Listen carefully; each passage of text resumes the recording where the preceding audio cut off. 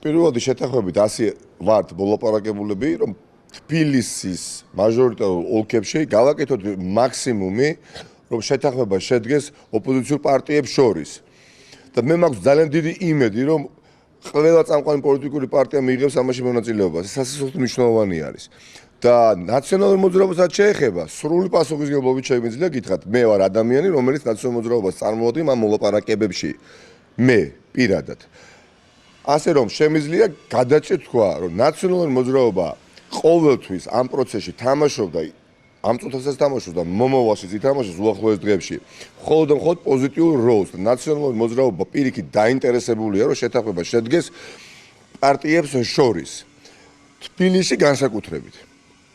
ამიტომ ის ჭმუნები, რომელიც სამწუხაროდ ჩემდა საუბედუროდ და ჩემდა გასაკვირად რამდენიმე კოლეგა პოლიტიკოსმა გამოთქვა საჯარო სივრცეში, რომ ისეთ ნაციონალურ მოძრაობამ უნდა დათმოს, ნაციონალურ მოძრაობამ უნდა მოგცეს ეს ლოკი, ნაციონალური მოძრაობა არის როგორც არასოდეს მყარით აკუთარ გადაწყვეტილებაში. ეს გადაწყვეტილება ეფუძნება კონსენსუსის საფუძველზე მიღებულ შემდეგ გადაწყვეტილებებს, ხახნო?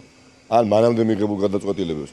არ ვიცი ხა ბეტი როგორ ხარ დავიფიცებ გეუბნებით ნაციონალური მოძრაობა მზად არის ხელს უწყობს პროცესს მაქსიმალურად და თავადვე დარწმუნდა ბევრი კოლეგა პოლიტიკოსი და დარწმუნდებიან უახლოეს დღეებში და პანაცეა არ არის რომ 30 ოლქში უნდა შეთანხმდეს ყველა ოპოზიციური პარტია არ არის ეს წინაპირობა ამ დისკუსიაში ჩართვის დროს რომ გინდა თუ არა 30-ში უნდა შევთანხმდეთ. პირიქით არის ოლქები, სადაც ოპოზიციურმა პარტიებმა იმისათვის რომ ოლიგარქი დასუსტეს, უნდა დააყენონ განგებ რამდენიმე სხვადასხვა კანდიდატი.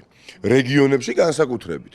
თბილისში მე მიმაჩნია, რომ რაც უფრო ფართო იქნება სპექტრი ოპოზიციური პარტიების წარმოდგენილი შეთანხმებაში, იქნება მით უფრო უარესი ოლიგარქისთვის. თუმცა მე თუ რაიმეს წინააღმდეგი ვარ, ისეთის წინააღმდეგი ვარ, მე და ერთი სუბიექტი თუ გავერთიანდით და პირობითად ჩვენ და ევროპული საქართველოს ერთობა, ეს არ არის ერთობა, ხო? მაჟორიტარულ ოლქებში. მე არ მინდა მხოლოდ ევროპულ საქართველოსთან ერთობა, ამას ვაღიარებ, იმიტომ რომ ეს არის მოტყუება საზოგადოების. არ არის, ლელოს გარდა სხვა პარტიებიც არსებობენ, ხო? არსებობს გირჩი, არსებობს ალეკო ელისაშვილი, არსებობს სხვა ძლიერი კანდიდატები.